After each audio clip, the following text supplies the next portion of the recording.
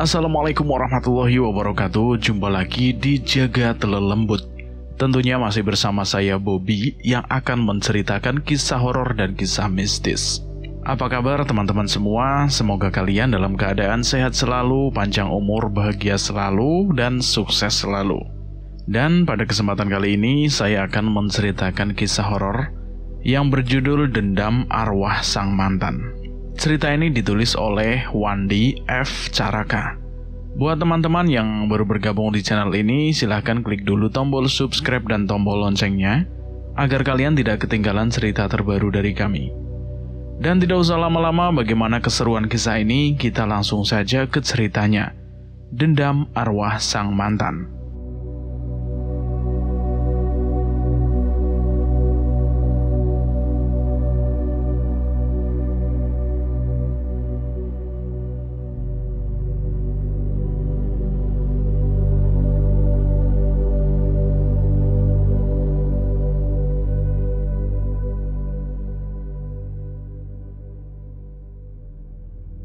Sebenarnya cerita ini cerita biasa, cerita yang mengisahkan sisi lain seseorang mantan napi yang masuk tahanan bukan karena aksi kriminal seperti perampokan, pembunuhan, atau penculikan dan aksi terorisme. Aku masuk bui karena hal yang biasa terjadi pada cowok seusiaku yang masih remaja, hanya karena mengapeli seseorang cewek. Untuk sekedar mengenangnya, aku membuka lebar-lebar diari yang sengaja aku minta kepada adikku. Aku sekedar coret-coret dan mengisi kejenuhan sehari-hari menunggu hari pembebasanku. Aku menulis kisahku ini 5 tahun yang lalu. Sudah menjadi kebiasaan bagiku untuk keluar dan menghabiskan malam mingguan di jalanan. Terkadang bersama teman-teman, tapi sering juga sendirian. Karena memang hobi aku menonton film-film yang bergenre action, terutama film barat yang banyak aksi dar-der-dornya.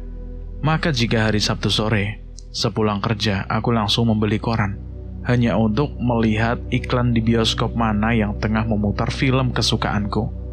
Nah, setelah bolak-balik koran, aku baru memastikan untuk pergi ke bioskop mana nanti malam. Kalau kebetulan aku ada cukup uang, biasanya aku mencari bioskop yang memutar magnet show 3 film sekaligus, sehingga aku bisa pulang pagi, karena bioskop bubaran pada jam 2 lebih. Tapi pada malam minggu itu, seorang teman yang memang cukup akrab juga, walaupun dia tidak tinggal sekampung denganku, namanya Haryo. Dia sebenarnya anak seorang yang dia bilang kaya, namun aku kurang yakin juga, karena dia sering mengajak aku untuk mengobrol dagangannya di pinggir jalan. Sebagai seorang teman, apalagi si Haryo ini cukup supel dan loyal dalam bergaul, maka aku sering juga mengikuti dia mengobrol barang dagangannya, seperti sepatu, sandal, dan tas. Atau sering juga dia menerima barang dari bosnya yang berupa celana jeans dengan harga murah. Gak apa-apa kan kalau aku ceritain masa lalu aku dulu? Aku memang punya teman banyak juga sih. Teman tetangga dekat, teman sekolah, dan teman yang kurang disukai oleh kebanyakan orang, seperti maling, copet, atau pedagang di pinggir jalan yang modal suara, padahal hanya tipu-tipu doang. Tapi alhamdulillah, aku nggak sampai kepikiran untuk ikutin jejak mereka. Mungkin karena aku memang nggak punya nyali atau ada faktor lainnya. Nah, kalau soal miras, biarpun hanya minum sedikit-sedikit, ya pernah juga sih. Itu pun hanya untuk gengsi-gengsian saja, menghargai pergaulan sesama teman, atau aku minum jika ada masalah berat, seperti ada orang yang sok jagoan dan ngajakin tawuran, maka aku minum hanya untuk menambah keberanian. Gak lebih dari itu. Kembali ke cerita awal.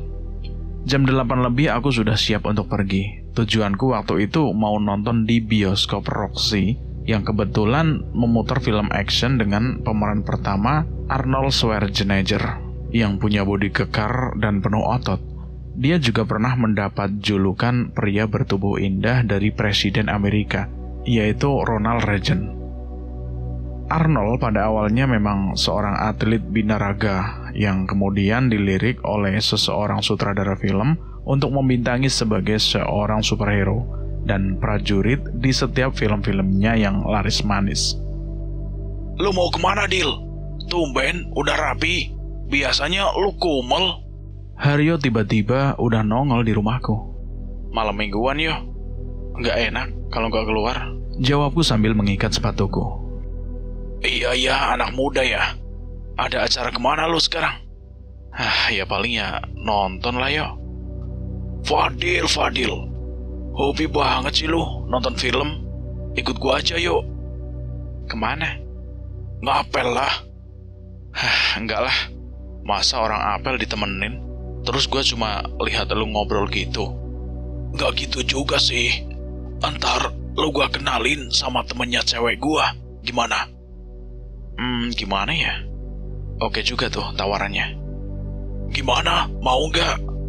Udah ayo ikut aja. Lagian lu kan jomblo, Dil. Siapa tahu lu laku nanti. Dan akhirnya aku terima ajakan Haryo. Sekali-kalilah cari nuansa baru, nggak cuma di bioskop saja.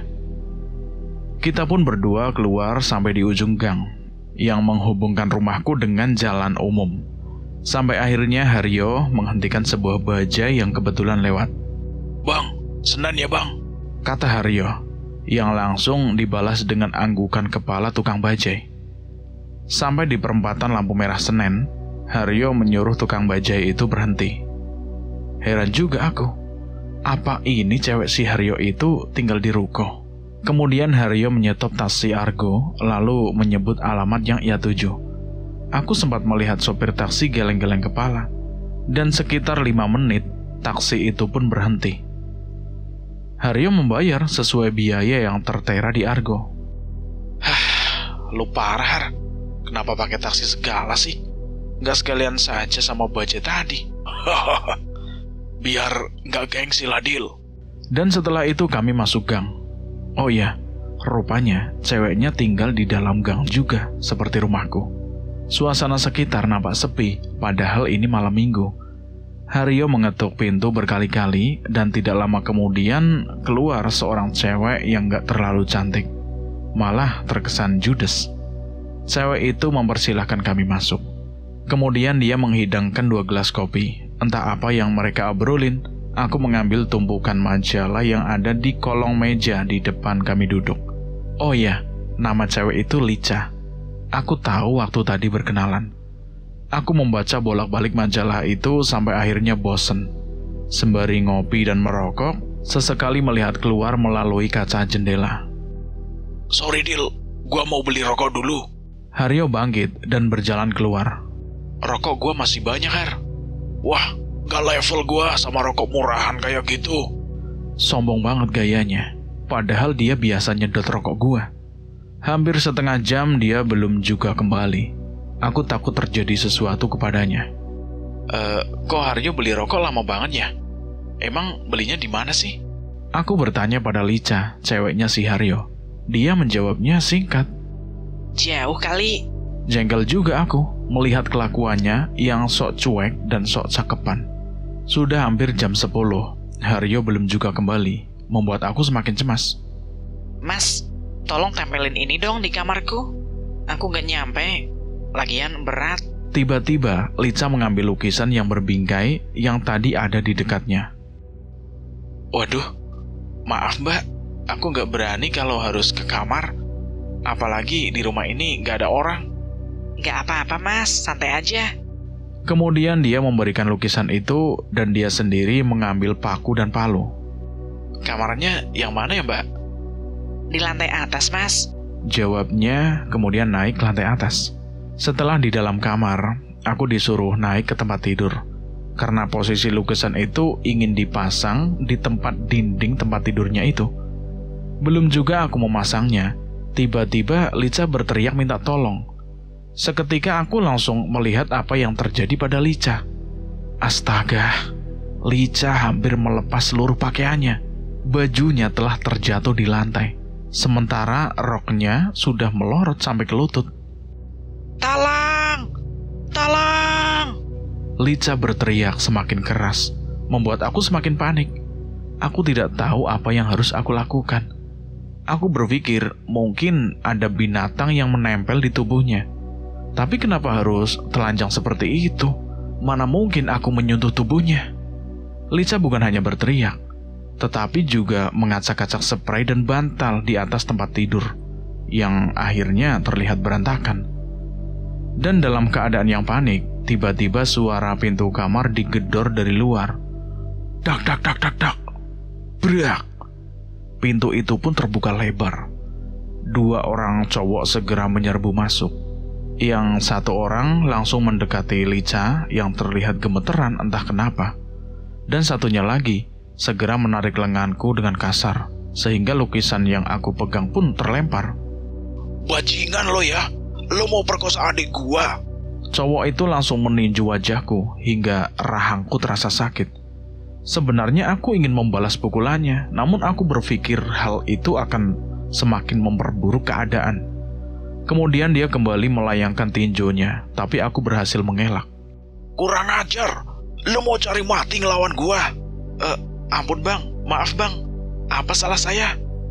Saya di kamar ini disuruh sama dia buat masang lukisan ini. Banyak alasan lo. Ayo Bar, kita bawa dia ke kantor polisi. Kantor polisi? Apa maksudnya? Teringat aku sama Haryo yang sampai sekarang belum kelihatan batang hidungnya. Bang, tolong dengar saya dulu bang. Saya nggak salah apa-apa. Udah diam, ntar gua ajar lagi lo.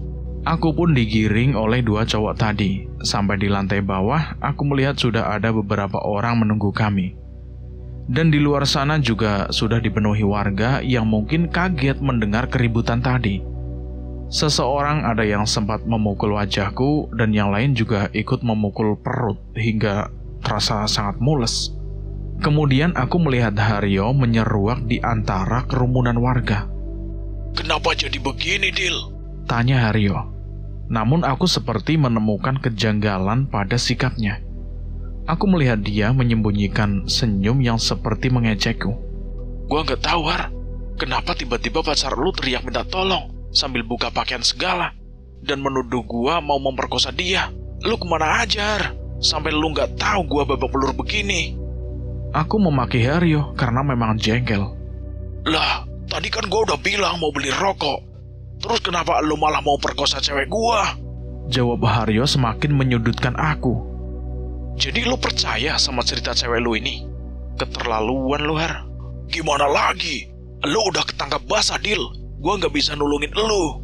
Untuk selanjutnya mereka membawaku ke pos keamanan. Aku diinterogasi seolah-olah penjahat beneran. Hampir semalaman aku tidak bisa tidur. Aku menahan sakit pada wajah dan perut bekas pukulan. Belum lagi perut juga terasa lapar. Untunglah ada seorang ibu yang baik hati dan dia memberiku sepiring nasi dengan lauknya. Dan ada seorang keamanan lingkungan yang memberiku segelas kopi. Sedangkan Haryo, kemana dia? Aku bertanya tentang temanku itu, tapi semua mengatakan kalau Haryo sudah pergi. Keesokan harinya, aku dibawa ke polsek untuk dimintai keterangan atas laporan keluarga Lica. Polisi menanyakan apakah kasus ini akan dibawa sampai ke proses hukum atau secara kekeluargaan. Dan anehnya, kenapa secara spontanitas keluarga Lica yang dihadiri oleh orang tuanya serta kakak dan seorang yang mengaku pamannya Lica meminta untuk diselesaikan secara kekeluargaan. Akhirnya, polisi menghubungi keluargaku dan menyampaikan berita tentang kasusku. Ayah dan ibuku serta Pak RT kampung tempat tinggalku datang menjenguk aku di kantor polisi. Ayah, apa ayah percaya kalau aku sudah berani melakukan hal seperti itu? Aku bertanya pada ayah. Ayah tersenyum getir dan dia menarik nafas berat. Ayah percaya kalau kamu tidak mungkin melakukannya. Jawaban ayah membuat aku merasa lega, sebab keluargaku yakin betul dengan kelakuanku yang selalu berbuat positif. Namun semua telah terjadi. Keluarga Lica menuntut keluargaku untuk ganti rugi atas peristiwa yang membuat Lica trauma. Mereka menuntut sejumlah uang, kira-kira 25 juta. Waktu itu uang dalam jumlah segitu terbilang besar dan memberatkan keluargaku. Dengan sanksi bila dalam 1 minggu ke depan keluargaku tidak bisa menyerahkan uang dalam jumlah yang telah ditentukan, maka aku akan dibawa ke Polres kemudian ditahan di sana sampai menunggu sidang. Selanjutnya, ayah berupaya mencari uang untuk memenuhi tuntutan itu. Bahkan pada akhirnya, ayah menjual kebun yang ada di kampung. Setelah 5 hari dari perjanjian, ayah menemui keluarga Lica yang tentu saja menerima dengan senang hati. Setelah pertemuan kekeluargaan itu, ayah pun menemuiku yang masih berada di polsek. Ayah sudah membayar denda sesuai kesepakatan dengan keluarga gadis itu. Mungkin hari ini atau esok kamu sudah dibebaskan, Dil. Kata ayah, tentu saja membuatku tenang. Namun sampai 2 hari kemudian tidak ada tanda-tanda kalau aku akan dibebaskan.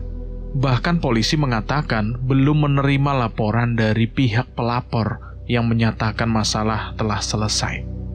Karena polisi belum melihat isi perjanjian itu dan belum menandatanganinya, seharusnya ayah menyerahkan uang itu di hadapan polisi sebagai saksi yang menerima laporan itu. Ayah mulai merasa ada sesuatu permainan, karena surat perjanjian itu hanya untuk keluarga mereka saja.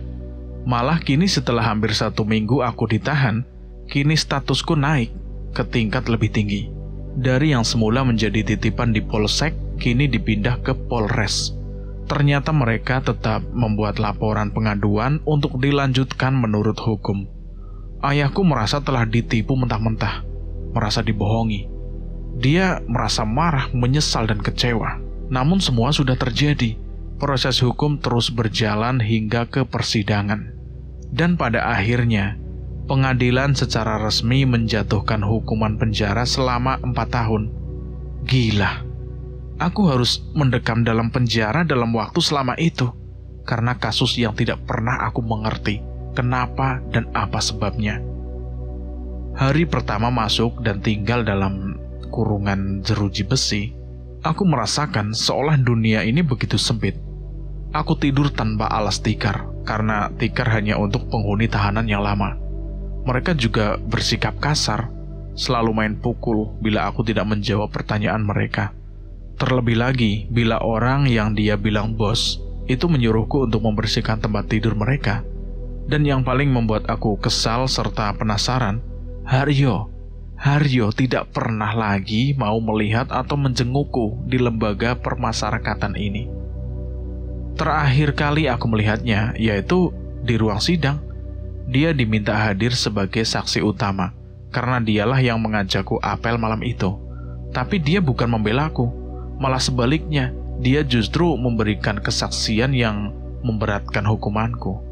Ada rasa penasaran dengan sikap Haryo. Aku mengenalnya cukup lama, pertemanan kami pun cukup baik, bahkan kami sudah seperti saudara.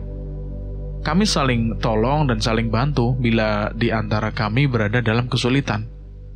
Benar kata pepatah yang mengatakan, dalamnya laut masih bisa diukur, tapi dalamnya hati seseorang, siapa yang tahu?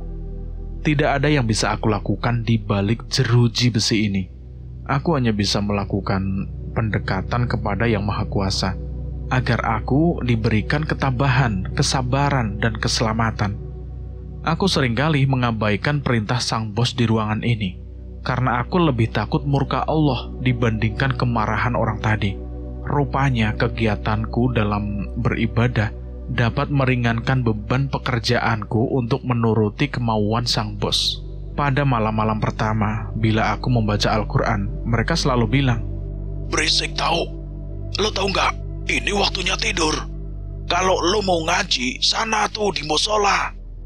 Tapi mereka juga manusia sama seperti aku, punya hati, punya pikiran, dan punya rasa. Lama-kelamaan mereka telah terbiasa mendengar aku mengaji. Bahkan ada juga dengan diam-diam aku melihat seseorang tengah menitikkan air matanya. Apakah hatinya tersentuh dengan pembacaan Al-Quran? Atau memang sedih karena mereka telah lupa untuk membaca Al-Quran? Bahkan kini mereka semua dapat menerima aku dan memberikan tempat untuk sholat dan mengaji. Kebiasaanku di rumah, aku terapkan di sini, seperti menyapu, bersih-bersih, sehingga sesama teman di ruangan ini tidak lagi menyuruhku. 1-2 orang mulai mau mengikuti aku untuk sholat, serta belajar untuk mengaji. Dan pada bulan-bulan berikutnya, mereka telah memanggilku dengan sebutan Ustadz. Mungkin karena sikap dan sifatku ini, seorang sipir pun memperhatikanku dan dengan bijak dia memberiku kelonggaran agar aku bisa sholat Jumat di musola. Bahkan dia juga suka mengajak ngobrol dan memberikan aku kopi atau rokok. Tentu saja hal itu cukup membuatku sedikit lega karena dapat menghirup udara bebas. Tidak pengap seperti di dalam sel itu. Selama beberapa hari terakhir, juga aku diberikan pendidikan keterampilan berupa teknik perbengkelan. Teman-teman satu sel pun selalu memberikan dukungan moral agar aku semangat untuk dalam menjalankan pendidikan, agar aku selepas keluar dari lembaga pemasyarakatan untuk bisa berusaha sendiri. Nah, sekarang kita mau dengerin nih Pak Ustadz kita, Ustadz Fadil, untuk memberi sedikit siraman rohani. Silakan Pak Ustadz, kata Wahyu yang memang sudah lebih dulu mengenal aku. Maaf abang-abang yang saya hormati, saya bukan Ustadz, mondok juga cuma sebentar, belum banyak ilmu yang saya dapat. Jadi ya, maaf juga kalau dalam penyampaian saya ini belepotan, nggak terarah. Kataku saat teman memintaku untuk sedikit belajar ceramah, dan memang tidak banyak yang bisa aku tuangkan dalam kesempatan itu. Aku hanya bisa menjelaskan dasar hukum Islam dan hukum iman. Namun aku berniat dalam hati untuk mencari bahan kajian yang lain, agar kita bersama-sama saling mengingatkan bahwa landasan sepak terjang kita selalu berpedoman pada agama. Kita juga tidak bisa menyalahkan diri kita sendiri karena apa yang telah kita perbuat. Karena adanya dorongan dari situasi yang sulit, suatu keterpaksaan yang membuat kita tidak bisa berpikir jernih dengan segala tindakan kita. Kita melakukan tindakan kriminal bukan niat dari hati, tapi dari bisikan iblis yang bersembunyi di dalam hati, karena lemahnya iman kita. Buset, bisa juga aku ngomong kayak gitu. Padahal selama ini, jangankan ceramah, ngomong sama orang saja kalau sudah ngobrol masalah agama, aku lebih banyak diamnya, karena aku paling nggak berani kalau sampai berdebat. Tapi di sini, di dalam ruang yang sempit dan pengap ini, aku seperti menemukan harga diriku, menemukan arti hidup yang sesungguhnya. Karena sejujurnya aku katakan, tidak ada banyak hal yang bisa kita lakukan kecuali untuk merenung dan berpikir. Di ruangan ini pula, aku merasakan semakin dekat dengan Sang Pencipta, merenungi dosa-dosa yang telah kita perbuat di masa lalu. Tapi ada juga sih, seseorang mantan napi saat di dalam penjara mereka bilang mau insaf, mau taubat. Berjanji tidak akan mengulangi lagi untuk melakukan kejahatan yang telah ia lakukan. Namun pada kenyataannya, setelah mereka bebas dan menghirup udara segar, dan kembali diterima oleh masyarakat, pada akhirnya mereka kembali melakukan kejahatan yang sama dengan alasan yang sama pula, terpaksa. Hampir setiap 2 kali dalam 1 minggu, keluargaku menjengukku. Mereka menanyakan kabar dan kondisi aku. Mereka juga membawa apa yang aku butuhkan, seperti pakaian dan sedikit oleh-oleh buat teman satu sel aku.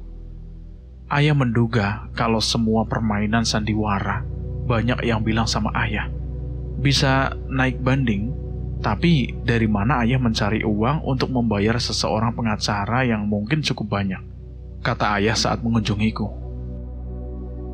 Sudahlah ya, aku tidak ingin ayah menjual tanah lagi.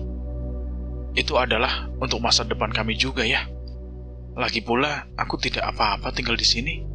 Mereka juga sangat baik kok padaku, dan menganggap seperti keluarga sendiri. Balasku pada ayah sambil menunjuk teman satu selku. Dan ketika aku bertanya tentang kabar Haryo, wajah ayah seperti membesi. Dia sudah tidak pernah lagi muncul di kampung kita. Sepertinya dia takut kalau tetangga kita akan menghakiminya. Ayah nggak habis pikir ada motif apa dia sampai tega menjebak kamu. Entah ini permainan Haryo atau pacarnya. Atau mungkin memang mereka sudah merencanakan skenario itu. Iya ya, aku sama sekali nggak menyangka kalau Haryo tega sama aku. Padahal kita sering bareng loh. Dan sepertinya aku nggak punya masalah sama dia. Atau barangkali si cewek itu hamil kali bang. Tapi Haryo gak mau nikah sama dia. Terus cari kambing hitam dan Abang Fadil yang paling dekat sama dia. Ucap Nining adikku ikut memberikan pendapatnya. Ya kalau hanya untuk meminta tanggung jawab, mestinya kan gak begitu juga. Mereka bisa bicara baik-baik, walaupun ini memang hanya kepura-puraan saja. Mungkin ayah dan ibu akan mencari solusi, entah menerima atau menolak. Sudahlah ayah, aku baik-baik saja kok. Di sini aku hitung-hitung belajar lah, mulai dari mesin kendaraan dan mengemudi. Jadi nanti bila aku sudah keluar, aku bisa bekerja ya. Iya, Dil. Ayah mengerti. Dan bersamaan dengan itu, ayah harus pulang karena jam besok sudah habis. Hari ini belajar begitu lambat. Lembar demi lembar, buku diariku sudah hampir habis. Semua cerita hidup selama menjadi penghuni rutan. Tentang pertama aku masuk perangkap cewek yang bernama Lica. Tentang kekecewaanku terhadap Haryo, yang telah sampai hati yang mengajak dan membawa aku mengenal apa yang namanya penjara. Dan betapa aku merasa prihatin dengan keluargaku, yang seharusnya aku membantu mereka. Membantu membiayai sekolah adikku Nining, yang kini sudah duduk di bangku kelas 2 SMK. Namun ternyata aku telah membuat mereka kecewa, sampai ayah harus menjual kebun miliknya di kampung. Belum lagi nanti setelah aku keluar dari LP ini, apakah orang-orang di sekitarku bisa menerimaku di tengah mereka? Terutama mereka yang percaya kalau aku telah memperkosa seorang gadis. Terbayang juga wajah Cahaya, cewek yang pernah mengatakan perasaan hatinya padaku. Apa mungkin dia masih berharap, sementara waktu itu aku masih menggantungkan harapannya, karena aku memang belum siap untuk mencari calon istri. Cahaya Citra Kirana, dia anak sematawayang seorang ajengan, yaitu Kiai Sepuh, pemilik pondok pesantren di Bogor. Aku mengenalnya saat camping di Gunung Batu. Saat itu, Cahaya tengah bersama seorang temannya, Intan. Aku dan ketiga temanku melihat mereka di sekitaran sungai yang kering dan banyak terhampar batu-batu besar berwarna hitam. Melihat kecantikan kedua cewek itu, temanku Gugun yang memang bermata keranjang menghampiri mereka. Kedua cewek tadi memandang heran pada Gugun. Namun karena memang wajah Gugun yang paling ganteng dan pintar merayu, akhirnya mereka berkenalan. Setelah basa-basi, Gugun memanggil kami bertiga untuk berkenalan. Mulanya sih biasa saja, ngobrol ngalor ngidul, tanya itu dan ini. Dan temanku Dimas merasa haus, namun bekal yang kami bawa sudah habis. Dimas berniat untuk mengambil air yang merembes pada bebatuan untuk diminum. Namun cewek yang bernama Intan itu mencegahnya. Jangan minum air mentah, Kak. Katanya agak berseru. Gak apa-apa, Neng. Kan ini air mineral, asli dari pegunungan. Jangan, Kak. Lebih baik sekarang kakak semua ke rumah aku saja. Dekat kok. Nanti kakak aku buatin minum kopi. Kiranya Intan ini luwes juga ya. Tapi mataku lebih fokus melihat cewek yang pendiam yang namanya Cahaya itu. Setelah kedua cewek itu berbisik-bisik, akhirnya mereka membawa kami ke rumah Intan. Sementara Cahaya lebih banyak diam duduk di balai-balai bambu yang sengaja untuk beristirahat di beranda. Orang tua Intan ramah banget. Mereka menyambut kami bagaikan tamu. Begitu sopan dan sepertinya jarang kita temukan orang seperti mereka. Cara mereka mempersilahkan pun berbeda dengan orang-orang kebanyakan yang membuka telapak tangan. Tapi mereka menunjukkan jempol lurus ke depan dan badan membungkuk sambil berkata, "Mangga." Itulah ciri khas orang-orang bumi Pasundan. Kami berempat saling pandang saat melihat orang tua Intan yang disebut Abah meletakkan 3 buah gelas berisi air teh manis. Hanya 3, padahal kami berempat. Dan rasa heran kami semakin bertambah saat kemudian Abah berkata, "Maaf, yang namanya Gugun yang mana?" Ucapnya sambil memperhatikan kami. Gugun mengacungkan jari telunjuknya bak anak sekolah tengah diabsen. "Aduh, Pantes mama nikah sepisan. Yuk, ikut Abah sebentar. Kami bertiga terheran-heran. Bertanya, ada apa kok si Abah itu menyuruh Gugun masuk, sementara kenal pun baru sore ini. Tapi ya sudahlah, mungkin memang ada sesuatu yang harus Abah katakan. Mengingat Gugun yang pertama kenal dengan Intan. Kini perhatianku hanya tertuju pada kecantikan cewek yang masih duduk menunggu Intan. Berkali-kali Cahaya menarik nafas. Sepertinya dia telah jenuh, terlalu lama menunggu. Woi, Dil, sholat maghrib dulu. Tiba-tiba, Wahyu sudah duduk di sampingku, membuyarkan lamunanku saat berada di Gunung Batu. Oh, iya? Emang udah maghrib, Bang?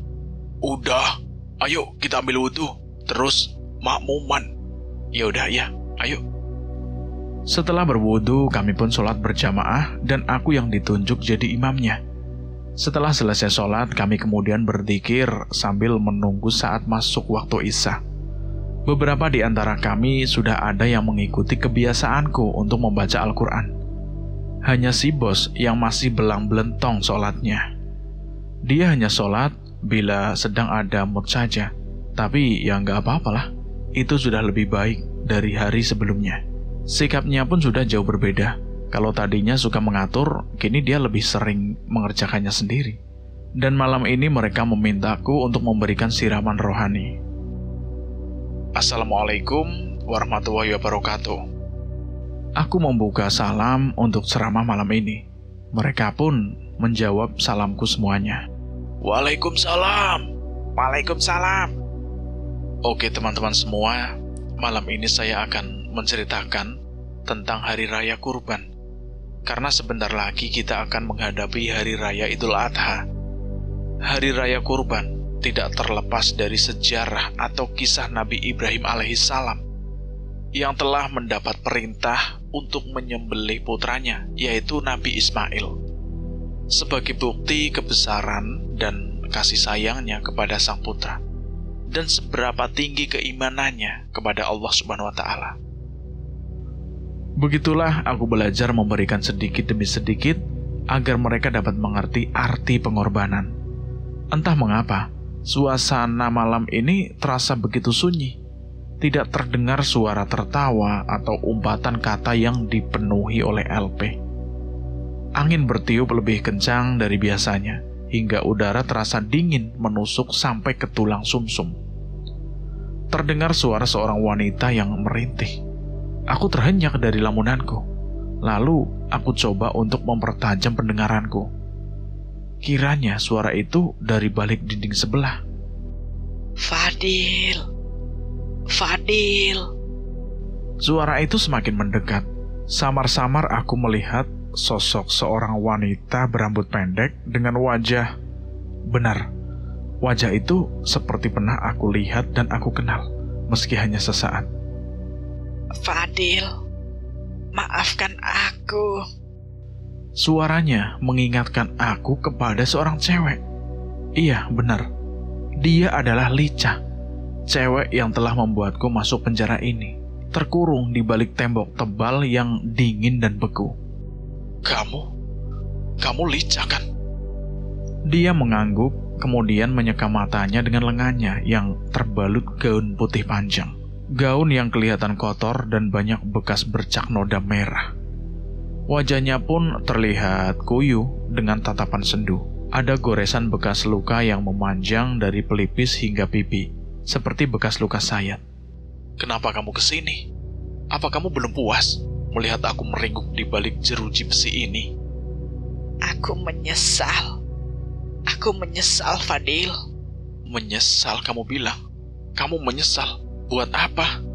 Toh penyesalanmu tidak merubah apapun. Aku berusaha menekan tekanan suaraku agar tidak terdengar penghuni yang lain. Namun dia hanya memandangku. Telapak tangannya ia masuk ke balik jeruji. Namun aku belum bisa memaafkannya. Maka aku hanya melihat telapak tangan itu, tidak ingin menyentuhnya. Dan sepertinya dia maklum kalau aku belum bisa memaafkannya. Dia hanya memandangku, kemudian membalikkan tubuh. Perlahan ia menyeret tangannya, membuat gaun putih yang telah lusuh itu semakin ikut terseret menyentuh lantai. Setelah kepergian Lica, suasana seperti kembali normal. Suasana terdengar masih ramai dari para penghuni LP. Bahkan aku juga masih melihat Bos Tugimin yang tengah menghisap rokok sambil mempermainkan asapnya, membentuk bulatan-bulatan kecil. Aneh, kenapa Lica datang malam-malam begini? Kalau dia ingin menjengukku, harusnya kan siang, biar lebih enak ngobrolnya. Siang itu, Dimas dan Gugun datang menjengukku. Mereka memeluk begitu erat, membuat aku hampir sulit bernafas. Gua kira lo digurung di sini kurus tinggal tulang, kayak lagu dangdut jadul. Nggak taunya lo malah tambah gemukan. Dikasih makan apa lo di sini? Kata Gugun bercanda padaku. Dia bergurau. Wah, di sini menunya serba bergizi, Gun. Sayur, ayam, sama daging burung onta. Minum susu, tapi ngimpi. Aku menimpali candaannya. Terus, gimana teman satu kamar lo? Mereka pada galak nggak?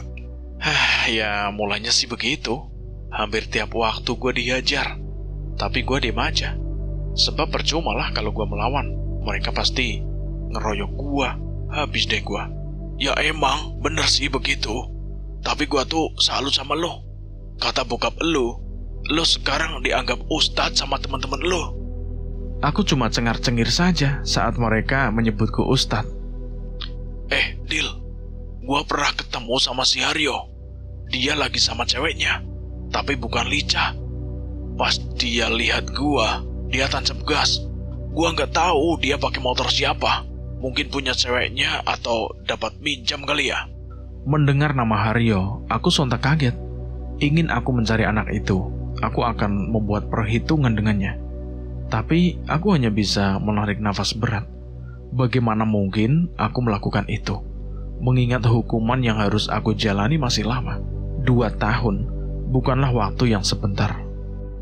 Dil, lo masih inget gak sama Cahaya? Dia sering nanyain lo, Dil.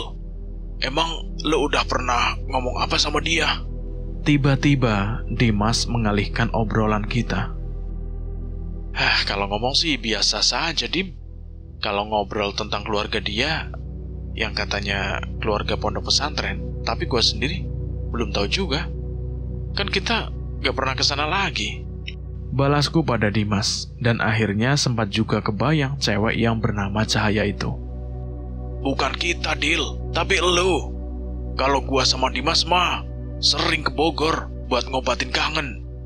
Cahaya juga selalu titip salam buat lo, Dil.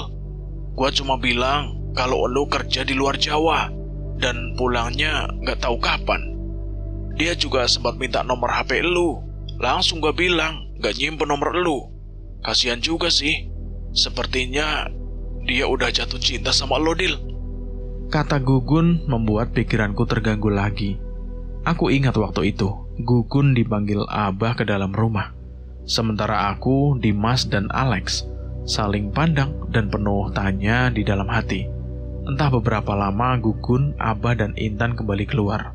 Sementara itu, Cahaya yang menunggu di luar sudah tidak sabaran ingin pulang. Ia khawatir keluarganya akan mencarinya. Maklumlah, Cahaya memang tidak seperti cewek kebanyakannya. Dia benar-benar sebutir mutiara yang tersimpan di atas bukit. Kecantikan wajah yang alami dengan sifatnya yang lugu membuat kami bertiga tidak dapat berbuat apa-apa untuk menggodanya. Aku hanya tahu kalau lirikan mata bening itu selalu tertuju padaku. Namun aku tidak tahu makna di balik lirikannya. Bisa jadi dia takut karena memang saat itu pakaian yang aku kenakan itu bak gembel jalanan. Tapi sampai sekarang dia masih kosong, Dil. Padahal dia udah kelas 3 SMA. Pokoknya nanti lo keluar dari sini langsung ikut gua buat ketemu sama Cahaya Citra Kirana. Siapa tahu lo di sini belajar jadi ustadz. Nah, nanti kalau lo dapetin dia, udah pasti jadi ustadz beneran lah. Alex bercerita dengan penuh semangat. Lex. Terus kalian berdua gimana? Udah laku? Balasku balik nanya kepada Alex. Mereka secara kompak menggeleng-gelengkan kepala. Kalau begitu, gua mengucapkan turut prihatin dengan nasib yang kalian alami. Ternyata bukan cuma gua aja ya yang jomblo. Oke, nggak apa-apalah. Aku berseloroh, hingga kami pun tertawa. Sudah 3 kali ini, Lica mendatangi aku dan kedatangannya selalu pada malam hari. Bahkan kata-kata yang ia ucapkan pun selalu sama, hanya berkisar permintaan maaf saja. Aku benar-benar merasa ada yang aneh, sebab menurut orang tua, jika mimpi itu datang berulang kali, maka itu bukan sekedar bunga tidur belaka, sebab bisa jadi mimpi itu membawa pesan tentang orang itu. Maka pada saat keluargaku menjenguk, aku sesegera menanyakan apa arti mimpiku tersebut. Ayah hanya mengatakan kalau orang yang kita lihat dalam mimpi itu akan mengalami nasib buruk, entah sakit atau kehilangan sesuatu, atau juga pertanda umurnya tidak akan lama lagi. Ucap ayah penuh kebencian. Jadi dia, sudahlah, ngapain kita repot-repot ngurusin masalah mimpi kamu itu? Kalaupun dia datang yang kamu bilang bukan mimpi, ya ayah sih tidak ada masalah. Sekalipun yang datang menemui kamu itu adalah arwah perempuan yang memang sudah sepantasnya meminta maaf sama kamu. Aku jadi merinding ketika ayah menyebut arwah. Hati-hati loh bang, bisa jadi itu arwahnya Lica yang penasaran meminta maaf sama abang. Kata adikku yang malah menakut-nakutiku. Jangan takut, Dil. Kamu kan selalu sholat dan ngaji. Insya Allah, kamu akan aman. Kata ibu menenangkanku. Beberapa bulan kemudian, apa yang dikatakan ayah itu terjadi. Entah secara kebetulan atau entah karena apa. Yang jelas, kabar kematian Lica aku dapat dari Gugun. Ia sengaja mengunjungi aku hanya untuk memberitahu aku tentang cewek itu yang katanya dibunuh. Siapa yang membunuh cewek itu, Gun? Apakah si Haryo? Belum tahu. Polisi masih melakukan pendalaman dan barang bukti. Memangnya Lica ditemukan di mana, Gun? Di rumahnya, di rumah yang lo dijebak waktu itu. Kira-kira motifnya apa ya, Gun? Ya entahlah, Dil. Nanti kita tahu setelah polisi dapat menguak tabir ini. Kemudian Gugun mengatakan kalau dia dan Intan sudah bertunangan.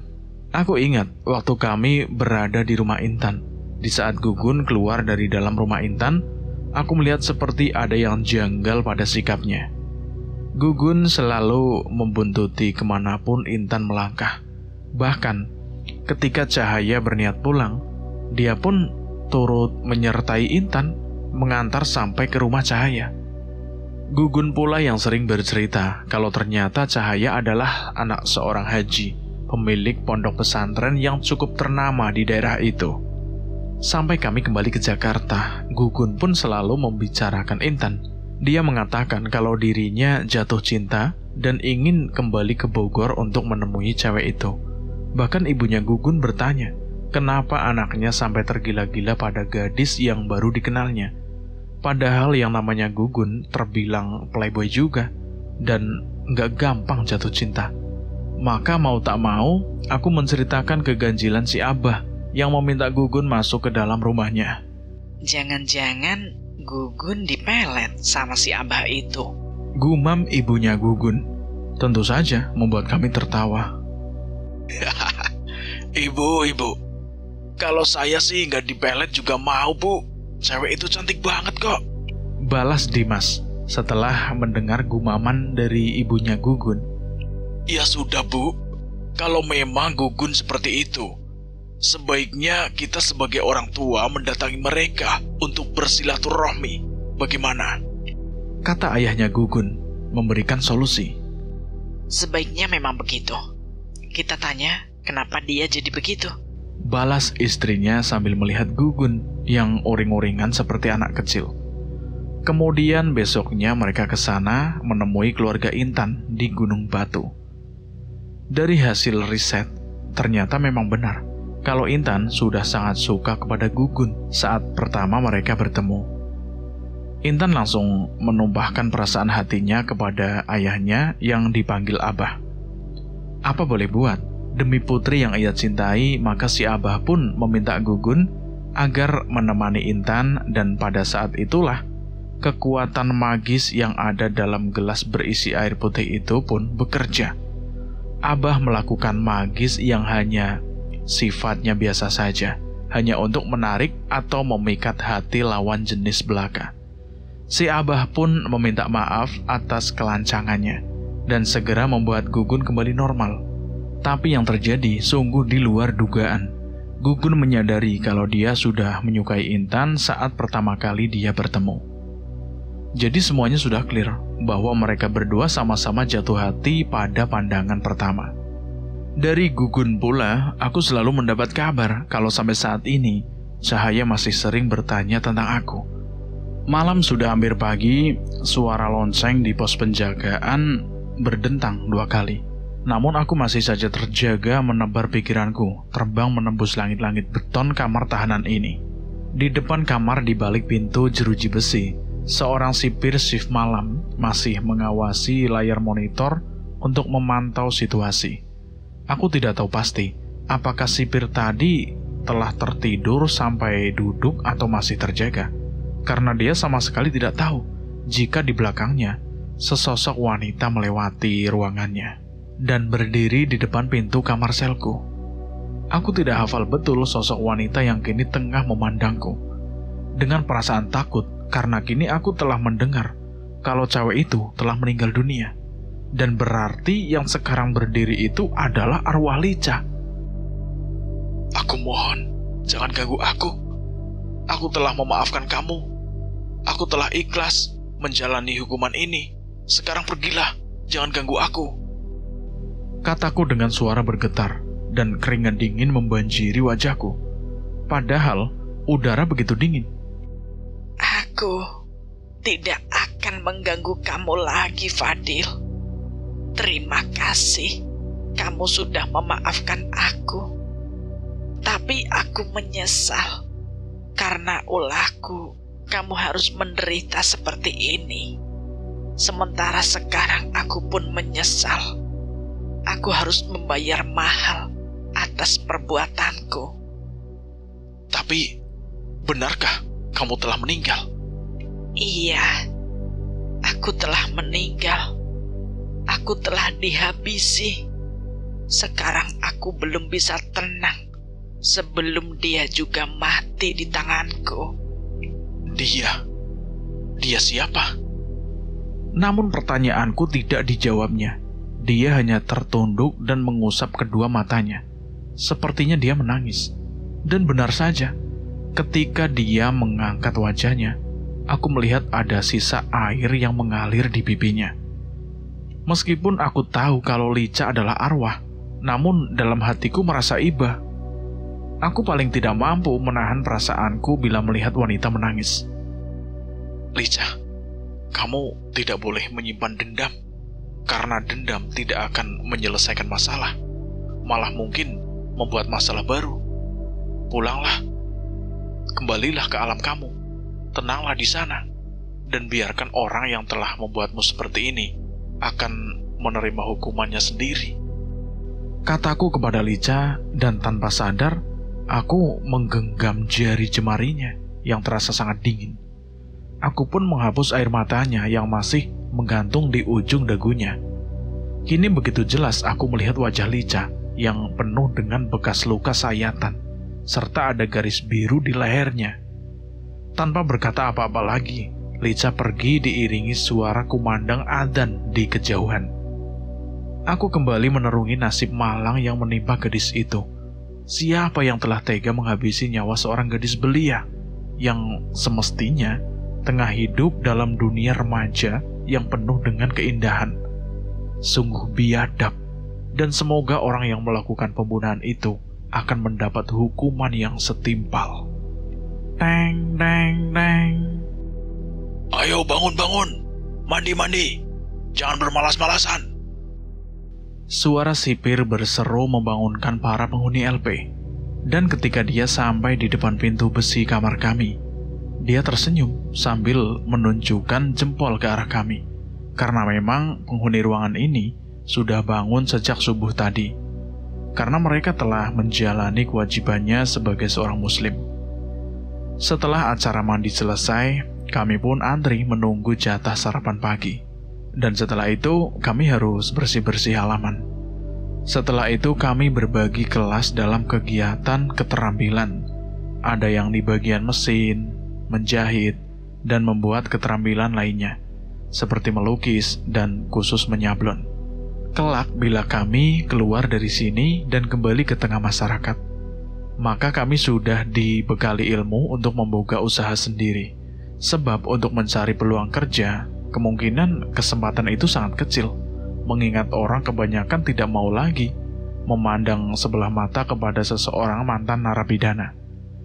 Beruntung juga aku, karena kelakuanku selama di sini dinilai baik, maka aku dapat keringanan hukuman yang semula 4 tahun menjadi 3 tahun. Jadi hanya 1 tahun lagi aku menjalani masa hukumanku. Sisa hukuman yang tinggal 1 tahun lagi, aku pergunakan dengan sebaik mungkin, dengan sikap dan perilaku yang baik, sehingga kini aku bisa melakukan tugas bersih-bersih, bukan hanya di halaman lingkungan LP saja. Sekarang aku sudah mendapat keinginan lain untuk membersihkan rumput-rumput liar yang banyak tumbuh di sekeliling tembok luar penjara. Itu artinya aku dapat melihat dunia luar, meskipun dalam waktu yang terbatas dan masih diawasi oleh sipir. Aku pun tidak lagi mengenakan baju tahanan. Begitu lama aku terkurung di tembok tebal yang mengerikan. Setiap saat, dari waktu ke waktu hanya melihat rutinitas para napi yang hanya itu-itu saja. Sesekali tanganku terbuka dan berdoa, bersyukur kalau aku masih bisa menikmati udara bebas, walau hanya 1 atau 2 jam. Aku juga sudah menguasai teknik mesin dan mengendarai mobil.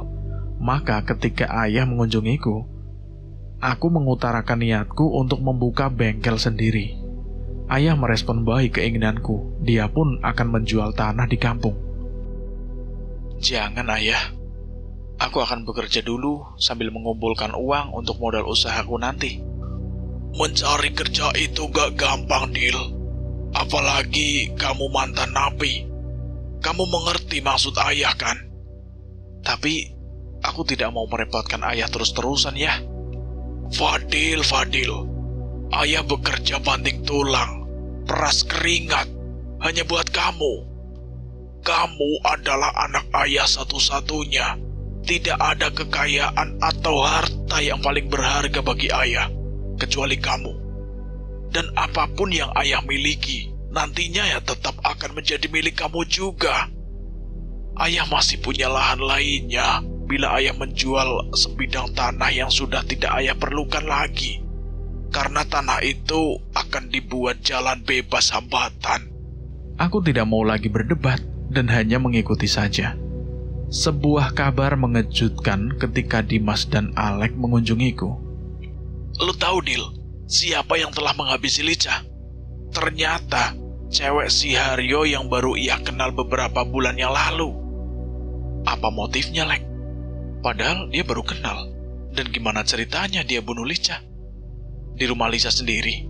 Aku bertanya pada Alek karena penasaran. Sementara dugaan polisi bermotif cemburu.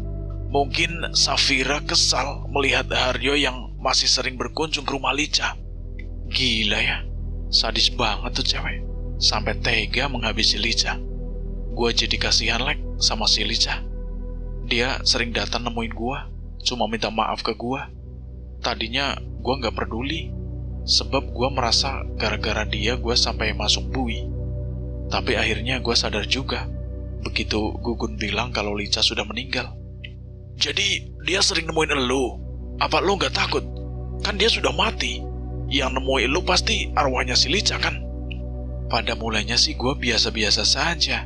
Nah, pas Gugun bilang kalau dia sudah meninggal, baru gue ngerasa takut. Aku merenung, ternyata perbuatan Lica terhadapku harus dibayar mahal dengan nyawanya. Aku sampai pusing memikirkan hal itu. Kenapa hanya karena hal sepele, hanya karena cemburu, cewek yang bernama Safira itu begitu tega membunuh? Apa mungkin ada motif lain yang belum bisa ia ungkap oleh polisi? Hari ini mungkin adalah hari yang paling aku tunggu-tunggu selama beberapa bulan sebelumnya. Dan hari ini juga termasuk hari yang mungkin bersejarah dalam perjalanan hidupku. Karena hari ini setelah matahari baru naik, aku sudah bisa kembali menghirup udara kebebasan. Masa hukumanku telah berakhir, entah apa yang aku rasakan saat ini. Rasa senang dan haru bercampur jadi satu. Senang karena terbebas dari tembok-tembok kokoh dan lembab yang telah mengurungku sekian lama. Namun terharu, teman-teman satu sel yang sekian lama bersama dan telah banyak memberiku pelajaran pahit tentang kehidupan dan perbuatan mereka. Satu persatu mereka memeluk aku dengan haru dan menitikan air mata. Dan tanpa sadar, aku pun menangis. Aku merasa berat meninggalkan mereka yang sudah aku anggap seperti keluarga sependeritaan. Jangan lupakan kami, Pak Ustadz. Kamu adalah guru yang telah banyak memberikan kami pelajaran tentang agama. Kamu telah merubah akhlak kami menjadi lebih baik. Maafkan sikap kasar kami saat kamu baru masuk menjadi penghuni dan bergabung dengan kami, kata Tugimin yang biasa kami panggil bos. Iya Fadil, aku juga minta maaf kalau selama ini suka mengatur dan bersikap kasar sama kamu. Aku juga berterima kasih banyak sama kamu, sebab kamu sudah membuka mata hati kami dan mengenal siapa diri kami. Kamu sudah membimbing aku dan teman-teman semua untuk mengenal siapa sesungguhnya manusia. Seperti kita yang dianggap hina oleh lain, namun Allah tidak pernah membenci kita.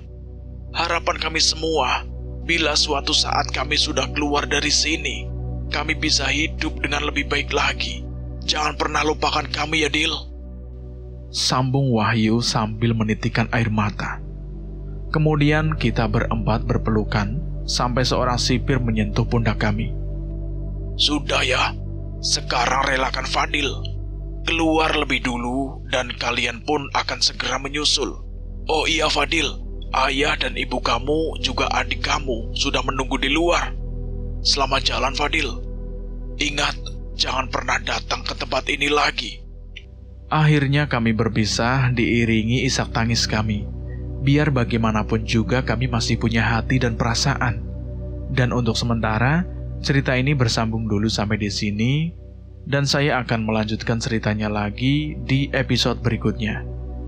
Terima kasih buat teman-teman yang sudah setia mendengarkan cerita ini. Semoga kalian dalam keadaan sehat selalu, panjang umur, bahagia selalu, dan sukses selalu. Dan buat teman-teman yang baru bergabung di channel ini, silakan klik dulu tombol subscribe dan tombol loncengnya, agar kalian tidak ketinggalan cerita terbaru dari kami. Cukup sekian, dan saya mohon maaf jika ada kesalahan kata. Saya pamit undur diri. Akhir kata, wassalamualaikum warahmatullahi wabarakatuh. Jagat lelembut.